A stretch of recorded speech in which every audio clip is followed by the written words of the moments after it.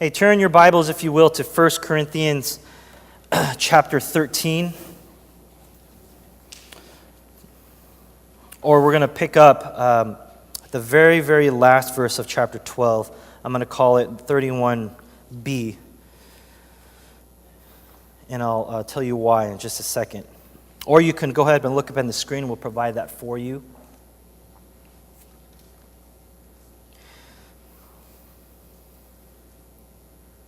This is 1 Corinthians 12:31. And I will show you a still more excellent way. If I speak in the tongues of men and of angels, but have not love, I am a noisy gong or a clanging cymbal.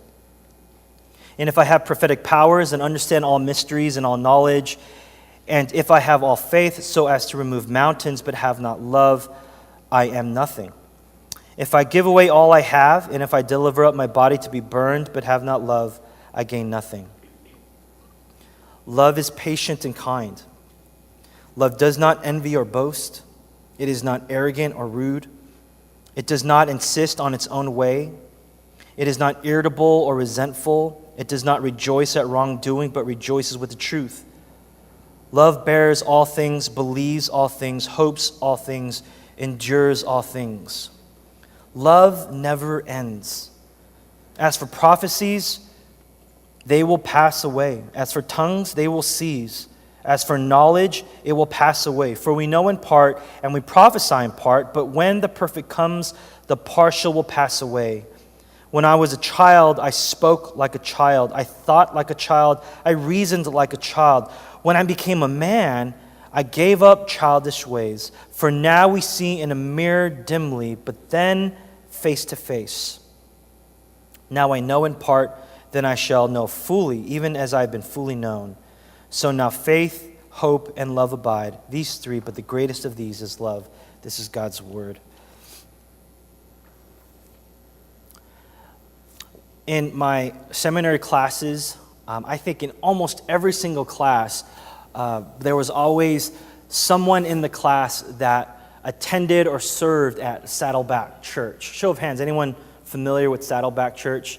Okay, yeah, like maybe more than half of you. Big church out in Lake Forest. And every class, the first day, we would always start with introductions. We would go around and just share our names and where we serve and maybe just a little bit about our family. And in every single class, almost every single class, someone would say, my name is so-and-so, and I serve at Saddleback. I'm a member at Saddleback. And it's just like, there's this constant buzz in every single class, and they would talk about Saddleback. I serve at Saddleback. This is what's going on at Saddleback. And here I am, just showing like my pride for our small Korean-American kind of church. I go to Livestream, we're on the map. And every time that happens, someone just kind of bulldozes me over, bulldozes the small churches over with like the Walmart of churches. You know what I'm saying? Saddleback, every time. And so I'm just like, I'm getting a little bit like irked. I'm like, oh my gosh, it's like we're getting bulldozed over. It's just constant talk about Saddleback. Like, I don't want to even like talk about that. Like, what about the small churches? We need help too. We need to grow our churches too. And so I know a Saddleback because I've never actually been there, but I read Rick Warren's book, A Purpose-Driven Life.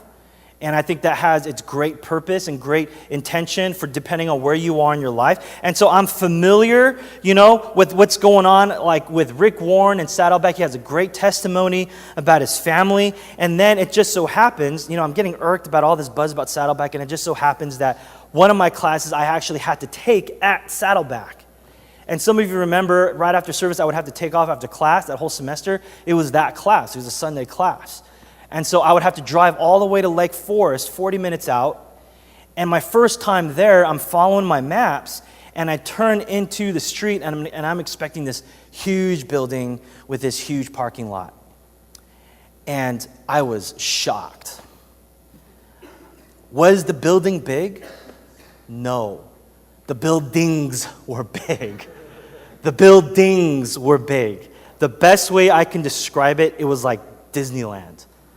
Not necessarily because it was like the happiest place on earth, but I didn't even see the main building. I pulled into one of the side buildings, which square foot wise, it's probably bigger than our church.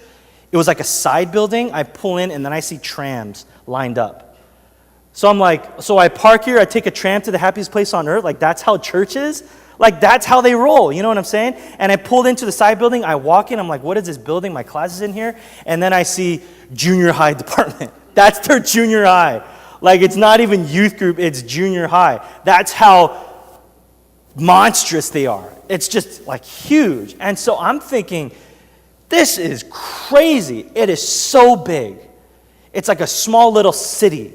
Like they have their own sheriff's department or something. It's like huge. And so that spoke to me. You know what I'm saying? I was like, I'm a little bit convicted right now. Like I'm looking at this and I'm like, this is huge. Like I got to think about this. I couldn't even pay attention in my class. I'm just thinking like, this is the junior high department? This is so crazy. And so like I'm thinking about this and I'm so just overwhelmed by the sheer size of it. And so I go back to my classes and then this girl goes, my name's blah, blah, blah, and I go to Saddleblock. I'm like, oh, yeah, nice to meet you. Anyways, so tell me about your church. Like, tell me about how you guys roll. Like, what are you guys doing, you know? Because I can't speak for every single pastor. I really can't. And I know this sounds really bad, but for me, it wasn't the numbers or the size of the church. It was what the numbers reveal about the church. That's what really fascinates me. I have no idea if it's a healthy church or not. I have no idea. I have some idea, like what they value as a church. I don't know what the culture is like. I never spent a Sunday service there. But just the fact that it grows to that size, it means that they're utilizing their spiritual gifts. They're being developed in what they do. Because Pastor Rick, I'm pretty sure he's not the one driving around the trams. I'm sure Pastor Rick is not the one who calls members when they miss. I'm sure Pastor Rick is not the one who counsels people, although I'm sure he can. He's not the one that hires staff. He's not the one who leads worship. He doesn't do any of that. He focuses on preaching and teaching and leadership of the church.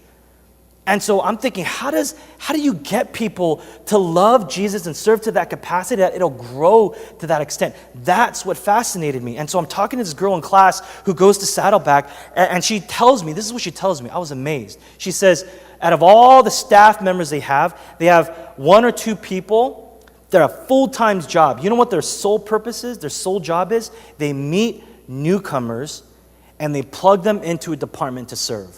That's what they do full-time. They don't preach, they don't lead worship, they don't counsel, they don't do any of that. And they get paid a full-time salary to do that. I'm like, that's insane. That's insane. And so I know that sounds really dangerous because I'm just like, oh, so it's all about numbers? No. Numbers has its place, but for me, it's not the numbers. It's what the numbers reveal. And so it's been a real big process for me in trying to think on that, you know, how to maybe implement that into here at Livestream. But as ironic as it sounds, I think the Corinthian church was a little bit like that. I'm not saying Saddleback is unhealthy and they're immoral and they're going through all these crazy internal issues. I really don't know. But I think in terms of their giftings, in terms of their talent, in terms of their ability to grow, in terms of their ability, even maybe with creative arts, intuitive businessmen, I think that the ancient Corinthian church was a lot like Saddleback in that way. And so when I'm looking at 1 Corinthians 12, 13, and 14, especially 13, I'm thinking this is somewhat a little bit like an ancient day Saddleback. Really, really gifted as a church. And what kind of pastor wouldn't want a gifted church? What kind of pastor wouldn't want, especially today, really gifted people in the creative arts? Because that's what communicates today, right? What kind of pastor wouldn't want really gifted people on the platform to lead worship? You know, like that's the kind of church this is. But as gifted as the Corinthian church was, as gifted as maybe Saddleback is, Paul says that there's still a more excellent way. It's hard to believe. That's why I'm kind of talking about chapter 12, verse 31b. And still, there is a more excellent way, and as important and as great as spiritual gifts are, he says that love is better. Love is still more excellent than a highly talented and gifted church who can grow in numbers. And so here's a flow of Paul's point about love. He's going to talk about gifts without love, and then he's going to talk about the nature of love, and then he's going to talk about the person of love. So, gifts without love, the nature of love, and the person of love. So he gets into verses 1 to 3, he gets into gifts without love. And so Paul's point is really simple. Okay, he says, love is better than spiritual gifts. And it's not a very light thing that he's saying. I mean, he's bringing up some heavy stuff. He says in verse 1 that the gift of tongues, I don't know if any of y'all speak in tongues, I think some of you do. He's talking about the gift of tongues, and he says, well, it's without love, it's nothing. And he brings up cymbals and gongs because back then, in that kind of pagan worship, because the Corinthian church was embedded in a pagan culture of worship, and so they would bang on these cymbals to kind of get the attention of the gods. And so it's not like how David and Austin play drums with rhythm and with feel and with melody, but they're just banging on these cymbals, and so they're getting the attention of the gods, and that's how they worship. But then Paul says, you do that without love, it's nothing, okay?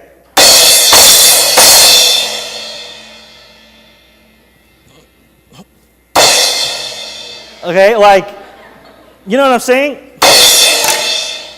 Like, how many of you are like, stop doing that? Like, you kind of have to, like, you don't want to, like, overdo it, but you're like, that's just not good. It's obnoxious. I look like an idiot. You feel like an idiot for listening to that. No one likes that. You know? That is not music. That's noise. No one likes that. That's what Paul's saying. You speak in tongue without love, no one wants to listen to you. You're obnoxious. Get out of the room. I don't want to hear it. I mean, do you hear that kind of tone that Paul's saying? And they would use that in pagan worship to get the attention of the gods. And Paul is saying, listen, I don't want to be mean, but that's nothing. Without the intention to love, that's nothing. He says in verse 2, he talks about prophetic powers. Right? So tongues of prophetic powers, more specifically, we'll get into next week when we hit chapter 14. But he says you can be gifted in prophetic powers. You can be really gifted in understanding mysteries, which for me, I would love to have that kind of gift as a pastor.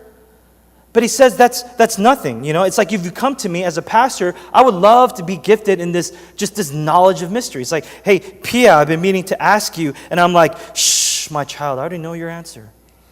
I know your question before you even knew your question. And the answer is no, you cannot have a bite of my burrito. Let's all speak in tongues, blah, blah, blah, blah, right? And Paul's saying, no, you idiot, that's nothing. Without love, prophetic powers, mysteries, he even says faith that moves mountains, it's nothing.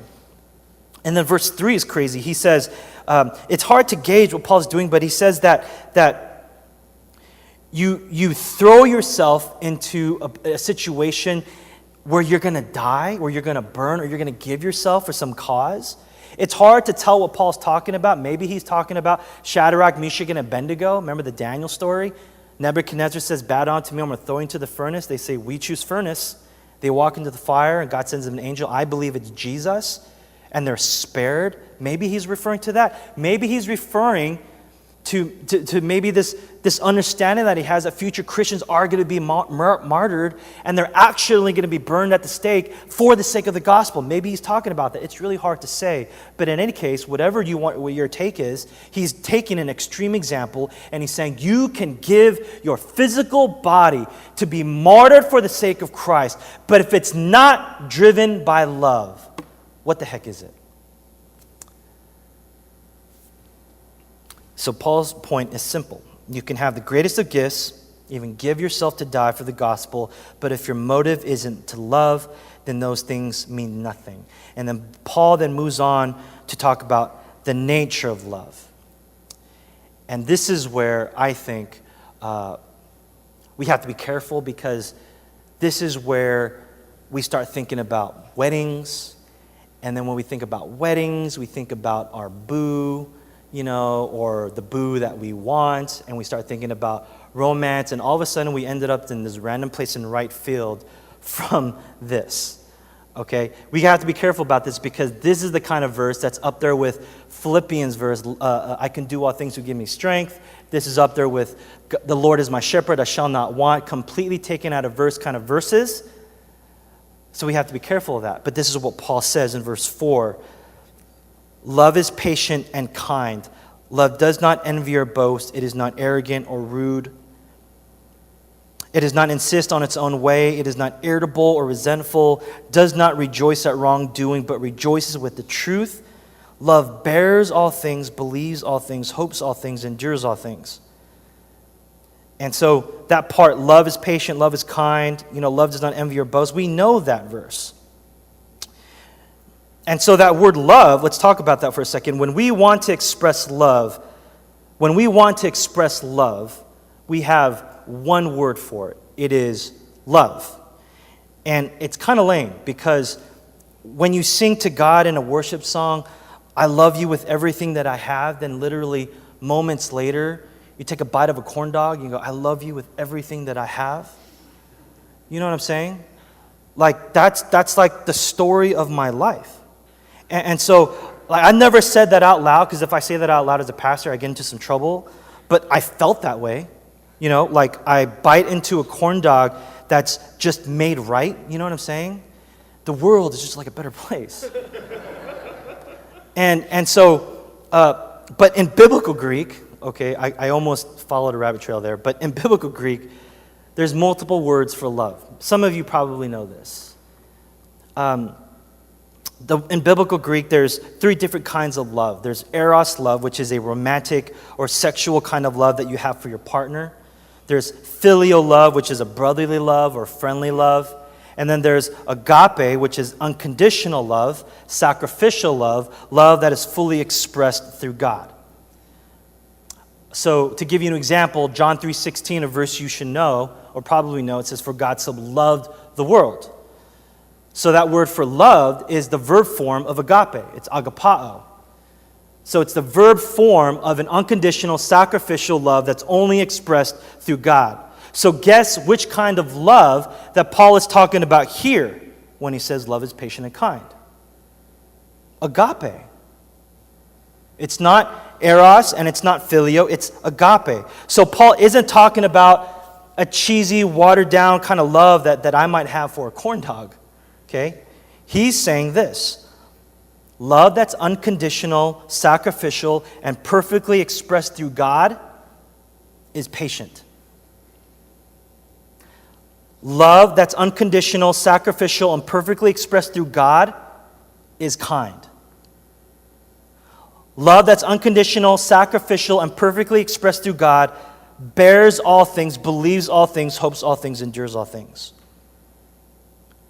So that provides a new paradigm for what love is for us. And notice what Paul doesn't say. He doesn't say love is patient if the other person is patient. He doesn't give conditions. He doesn't say love is kind only if the other person doesn't jack you up. He doesn't say that.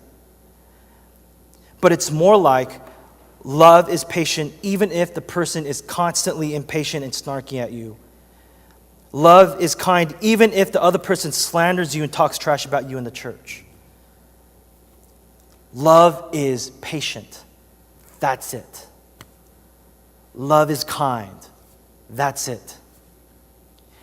And that language of covenant is written all over it, because now it's like this dramatically like fierce commitment to love someone no matter what they do to you. And that's what covenant love is.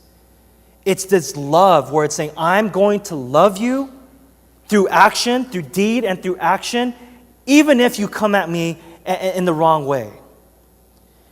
I'm going to be faithful in this relationship even if you are not faithful in the relationship. I won't be happy with it, but I'm not going to abandon it. I'm going to stick with it. And so that word agape, we have to pay attention to, because that is the covenant love that Paul's talking about.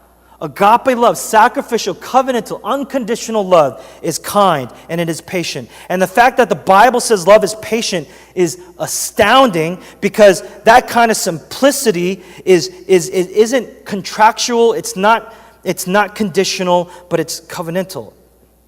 And what we need to understand about this passage in particular is that these verses aren't random. As Paul is really nailing down this agape, this sense, this idea of agape love, it's not random. It's not written just to be poetic. This is written to the Corinthians. I want you to see that. And so this is what I mean earlier when I say like it's taken out of context. Because if you take love is patient, love is kind, and you just kind of make that your own, you kind of ignore the agape part, you just kind of make love is patient, love is kind, you throw that in a wedding and everything's beautiful and nice, and now everyone feels good because they think they know what love is. What you're doing then is you're taking all the work, all the deconstruction that we've done in 1 Corinthians, and you're throwing that out the door. Why would we do that?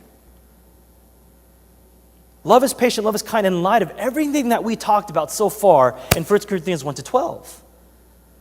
All the immorality, all the sexual sins, all the suing, all the divisions in the church. But despite that, so think about that, but despite that, they're really gifted and they're really talented. The ancient day Saddleback, if you will. Paul's talking about agape love because he says love is patient because they weren't impatient. That's why he says that. Paul says that love is kind. Why? Because they weren't kind to each other. Paul says that love isn't arrogant. Why? Because they were arrogant. And Paul says that love isn't resentful.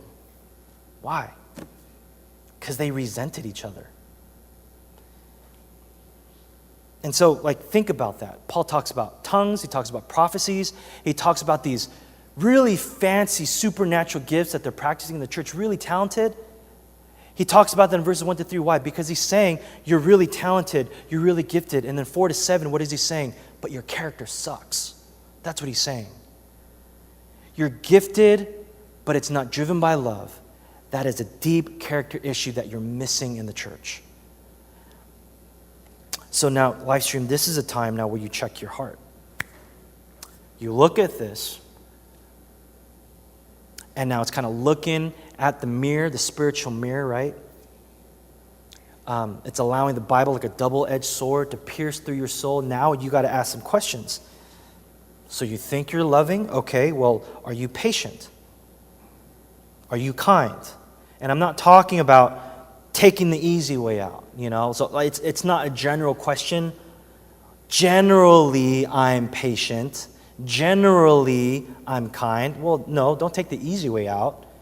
But it's more like, when was the last time you weren't patient?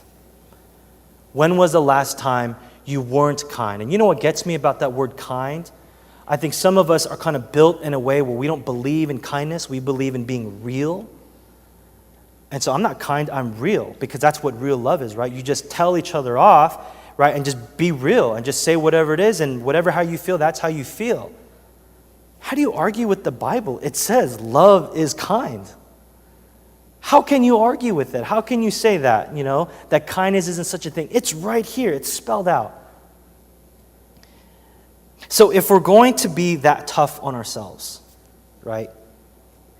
And we're talking about that even in our catechism, the law. If we're going to be honest with the law, we're going to measure ourselves up, line ourselves up with what Paul's talking about love, then what's the point, right? Because who in the world can be that loving all the time? Impossible. In fact, I would even take it a step further, and I would say it's not even just difficult, it's not even just impossible. I think even as human beings, it's completely antithetical to who we are. Babies don't come out of the womb expressing the desire to serve and to love and to be patient. Babies come out of the womb completely selfish, just completely desiring attention. Of course, they have their physical incapabilities, but still, even as they grow up, they have to be shown and displayed what love is, or else you know how that baby's going to turn out. And so the person in charge, the person responsible in displaying that kind of love would be the parent. And I shared this with some of you or all of you that my mom my mother was, she's retired now, but she used to be a nurse. And she used to work in the labor and delivery department at Kaiser Permanente. And when she retired, man, she just had all kinds of stories about the things that she went through and her experiences.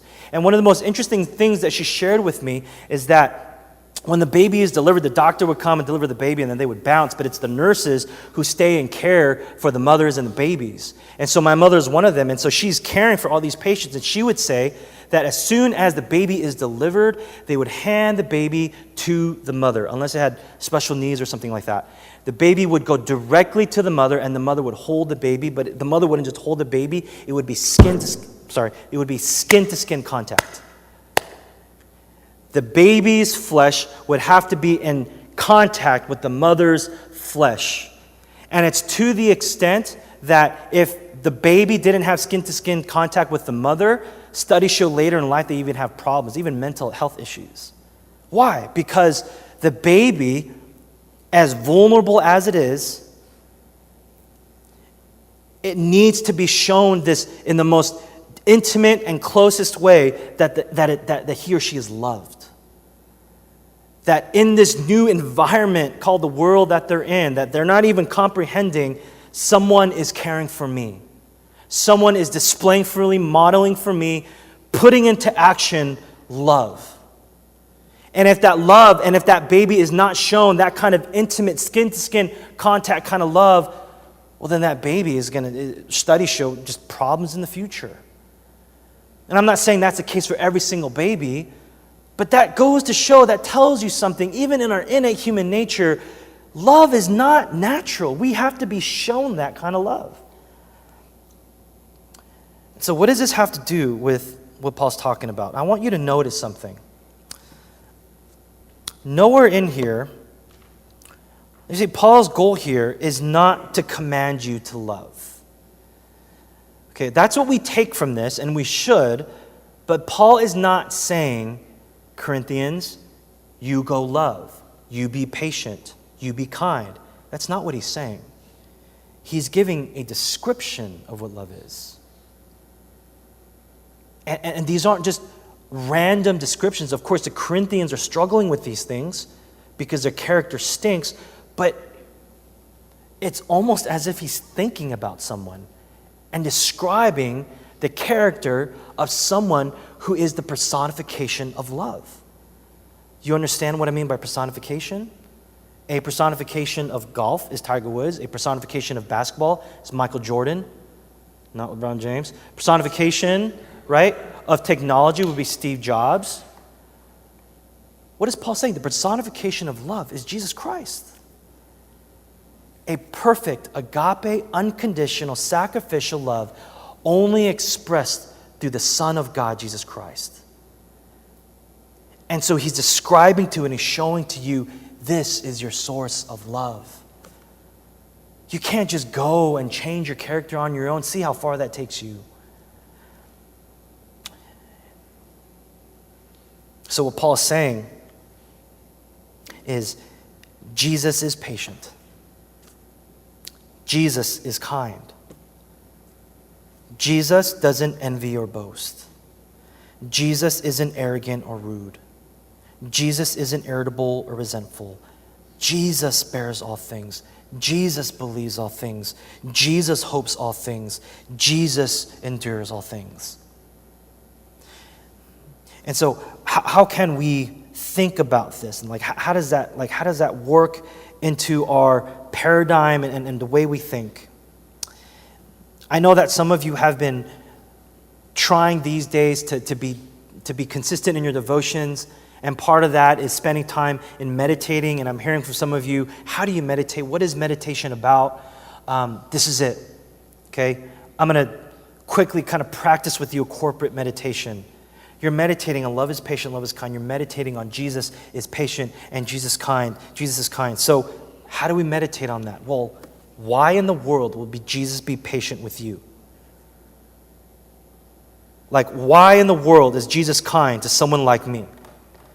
I don't think that Jesus loves me because I'm lovable. I don't think that I have supernatural qualities where God is like, Howard, man, you're so good to me. Are you kidding me?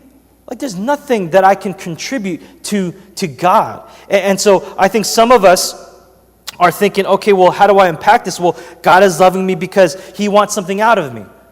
Because that's, in our cynicism, that's what we think about relationships. Why is this person being so loving and so kind to me? What does this person want? Oh, that's a fake kind of love. I don't buy that. Oh, he wants money. He wants to use me. Oh, I get it now. That's why you're loving me.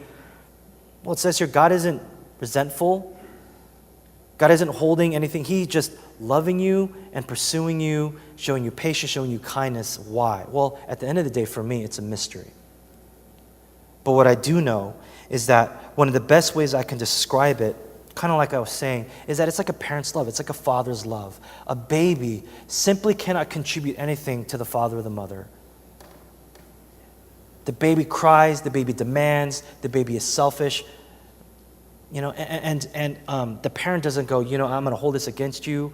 Okay, you're going to owe me one of these days. Maybe they will if it's Asian, right? But other than that, right, the parent is going, I'm going to love the heck out of this baby. Despite all the problems and issues it's going to cause me, I'm just going to pursue this baby, love this baby, care for this baby. I'm going to be patient. I'm going to be kind, even when it hurts. And that's when I can see just a bit more clearly that God's love for me isn't envious and it's not boastful. God is not after me and then later saying, okay, now it's your time to give in. He's just loving. This unconditional, weird, mysterious agape love. And so I think I want to hit two things just for us to think about as we close here. Like, what does this mean for us? Two things that I just want to quickly hit really briefly is I want to talk about the present circumstance here at Livestream, and then I want to talk about the future of Livestream, okay? And these are good things for us to think about. When I say the present here at Livestream, what I mean is we need to put agape love as the main driving force of our serving. Because if you are a covenant member, then you know that you need to serve. That's a part of the covenant, and that's a blessing to do that. And so that needs to be a part of our DNA and our heartbeat as we find ways, as we discover gifts and develop them, and as we serve.